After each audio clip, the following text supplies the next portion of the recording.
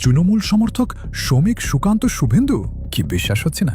তাহলে আসুন শুনে নি বিজেপির এই তিন মূর্তির মুখে তৃণমূলকে ভোট দেওয়ার আহ্বান। ব্যক্তি এক, বিজেপির বর্তমান রাজ্য সভাপতি। অবশ্যই হৃদয় রেখেছিলেন মমতা ব্যানার্জি। আমরা মমতা ব্যানার্জিকে হৃদয়ে রেখেনি, আমরা মমতা ব্যানার্জির দলের জন্ম দিয়েছি। আমরা কংগ্রেসকে ভেঙে মমতা বন্দ্যোপাধ্যায়ের দলের জন্ম দিয়েছি। কংগ্রেসের প্রবল গর্ভযন্ত্রণার সময় যদি লেবার রুমে অটল বিহারী বাজপেয়ী আর লালকৃষ্ণ আদবানি না থাকতেন, তাহলে তৃণমূল নামক শিশুটির জন্ম হতো না।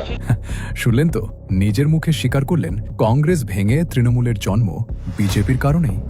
এবার আপনিই বলুন, বাবা কি নিজের মেয়ের বিরুদ্ধে যেতে পারেন?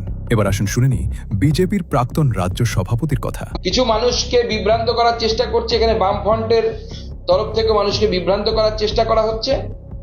আমি মানুষকে সাবধান করতে চাই যে বামফ্রন্টকে ভোট দেওয়া মানে কিন্তু ঘুর পথে তৃণমূলকে ভোট দেওয়া। তার থেকে ভালো সরাসরি তৃণমূলকে ভোট দেওয়া উচিত। বামফ্রন্টকে ভোট দিলে পরে সেই ভোট তৃণমূলের সুবিধা পাইয়ে দেবে।